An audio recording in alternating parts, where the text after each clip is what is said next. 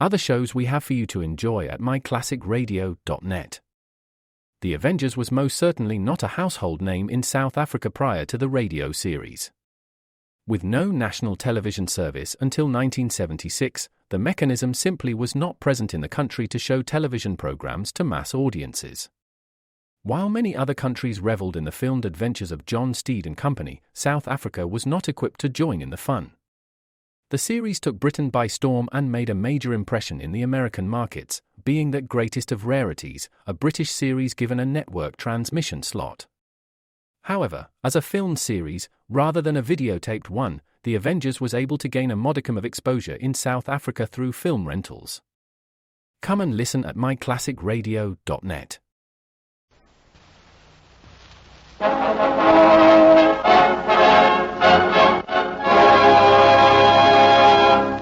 Afloat with Henry Morgan.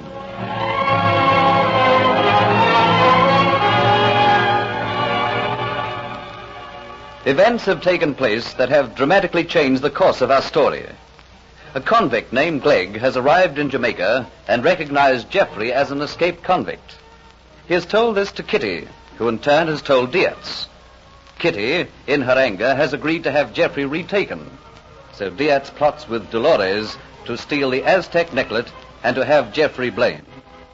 He believes that as Geoffrey is missing, the buccaneer Morgan will believe it was Geoffrey who took the necklet. Dolores leaves immediately after dinner to join Dietz in his plan, little guessing that after she leaves, Colonel Atterbury, newly arrived from England, calls to see Sir Thomas. Later, they are joined by Captain Morgan. While Sir Thomas is out of the room, the Colonel and Morgan talk of Antoinette de Lacy. From what the Colonel says about her, Morgan becomes suspicious that the Antoinette de Lacy he knows is an impostor. Meanwhile, Dolores and Dietz have set a trap for Hunter and have just found the Aztec necklet in Captain Morgan's cabin. In your haste, you're forgetting that I take charge of the necklet. Huh? Indeed you don't. Have you forgotten? That is my safeguard to make sure I get away to Cuba. You will give it to me or else I'll strangle you here in this cabin. You can't call for help or we'll all be lost, eh? Oh, you're joking me. Then release your hold on the necklet. That's better. Thank you. Now I'll place it in my pocket, and next time you'll see him is when we are at sea on our way to Cuba. Oh, how I would like to fill my pockets with these jewels. We can have Hunter blamed for taking the necklet, but if we take everything, Morgan might grow a little too suspicious. Here, you close the panel. Oh, I do not like leaving all these beautiful jewels. We have spent too long in here. We have the necklet. Now we will have to go and see that Hunter disappears. That Hunter is taken and sent to the purgatory for escaped convicts. We still have plenty of time to reach the Dolphin Tavern and be there before he arrives. I only hope that girl has the watch waiting. You can trust Kitty. You've made her hate Geoffrey Hunter so much that she'll make doubly sure that he's retaken tonight. But before we leave the ship, I must go to my quarters just for a little while. What for? It is dangerous to delay. You will be returning to the ship. You must to avoid suspicion. If you are aboard the Flying Gull and Hunter is missing, it will be upon Hunter the blame will fall. But should you disappear, Morgan might become suspicious. I'm fully aware of that. But I must have everything in readiness so that I can leave at a moment's notice. There are just one or two things I would hate to lose. I shall go to my quarters and get them now. There won't be a moment. Hurry then. I don't like staying aboard this ship. Morgan might come back. I do not want a repetition of what happened the last time I came looking for the necklace. You'll stay here. I'll be back before you realize I've gone. Captain Morgan certainly knows how to see to his own comfort. The luxurious furnishing of his cabin. The lovely tapestries. And all taken from Spain. The scoundrel. But I now know all his plans. He'll not be pillaging Spain's treasures for long. I will see to that. Back already, Diaz. Who are you? Well, can I believe my eyes? A woman in here aboard the Flying Gull. Stand back, fellow. I wondered what was going on here when I saw Diaz slinking away from the cabin. Thought I'd have a look. Little guessing I'd find a nice treasure like you. Keep your distance, man. Hoity-toity, eh? I remember you. You're the wench we picked up out of the sea. You're the kinswoman to Sir Thomas Motford, aren't you? I am, so keep a civil tongue in your head. And if you value your life, you will forget I was here tonight. Looking for the captain, eh? Well, he ain't aboard tonight. It's his bad luck. But maybe it's my good luck, eh? Don't you talk to me like this. I will scream for help. That's a joke, that is. Don't you know better than to come aboard a buccaneer's ship, lady? Have you forgotten who the men are that make up the crew? What other help they'd give you? Come on now, pretty, just a little kiss, eh? Why, you filthy cur! Show spirit, eh? I'll show you. Oh! Aye, what's this you've got clasped in your hand? Leave go of me.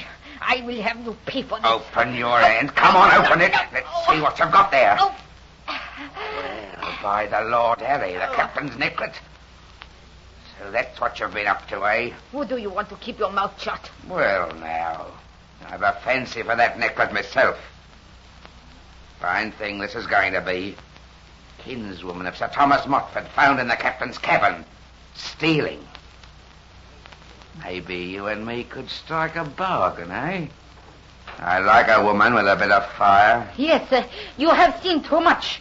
You know everything, don't you? You know so much now that it is not safe that you should live. Do you hear me? It is not safe that you should live. Yeah, what's this you're talking? If you think a bit of a wench can scare me, I tell you... Quick thinking on your part, Dolores. As soon as I opened the door, I got the meaning of your message. I pray to the saints you opened the door quietly. What was he doing here? He saw you leave and came in to see what was happening. He found me and discovered the necklace in my hand. He threatened me. Who is he? He was the man on watch tonight. His name is Matthew. He'll never be on watch again. We'll leave him here in the cabin. Yeah. Morgan will think that Matthew surprised Hunter when he was taking the necklace and he killed him, eh? Ah, yeah, it's all to the good. Morgan got great trust in Matthew. He wouldn't like to lose him. Let us get out of this place. It must be time for us to be at the Dolphin Tavern. Hunter hasn't left for there yet. Now put the mask over your face just in case someone sees. Yes, I have it ready. All right. Now I'll just make sure that the deck and the quayside are deserted.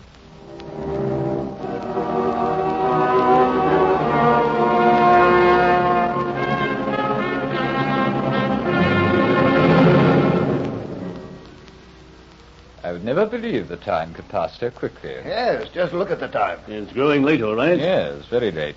And, Colonel Atterbury, I have a very early start in the morning. I don't think I'm being rude, but I have an appointment for 8:30. I can take a hint, Sir Thomas.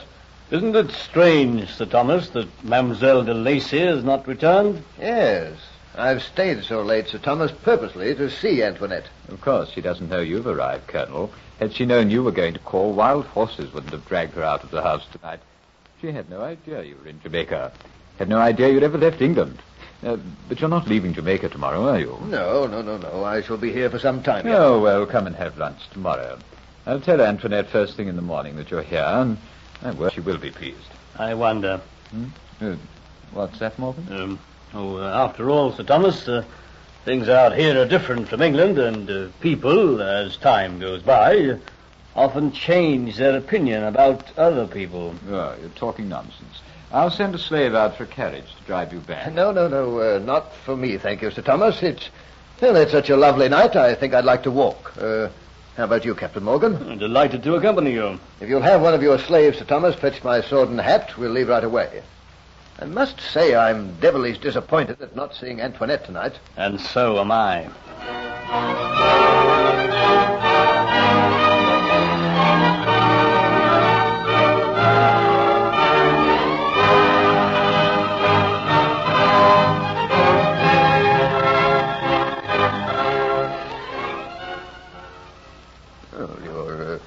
You're very quiet, Captain Morgan.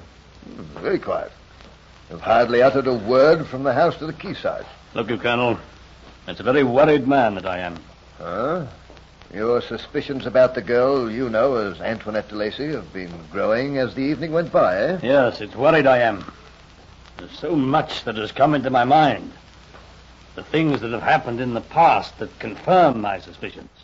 Well, men, what are they? How quickly she accustomed herself to the ways in Jamaica. One or two remarks that she let pass. What sort of remarks? Well, times there have been when I've been with Sir Thomas and the girl I know as Antoinette de Lacy.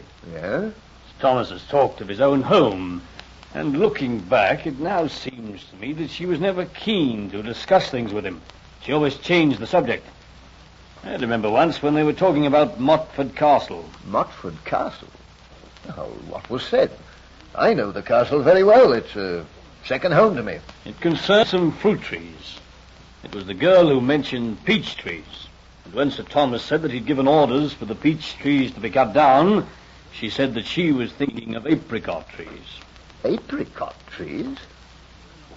Apricot trees? I don't seem to be able to remember there were ever being any apricot trees in the orchard at Motford Castle. Every moment my apprehension grows.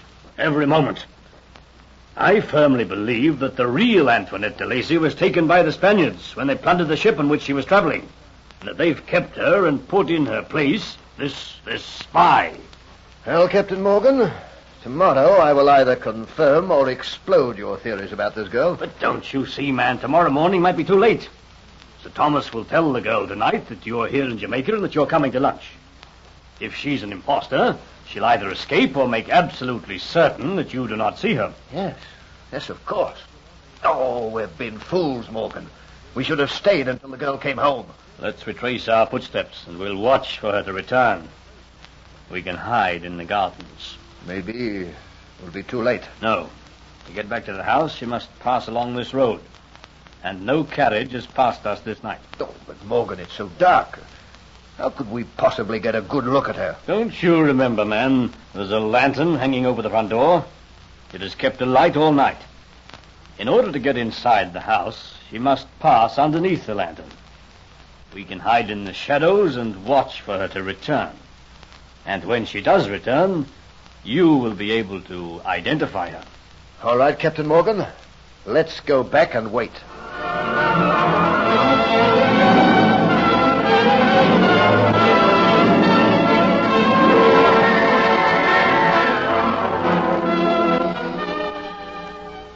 Now a trap is being set for Dolores. You will hear more of these things in the next episode of Afloat with Henry Morgan.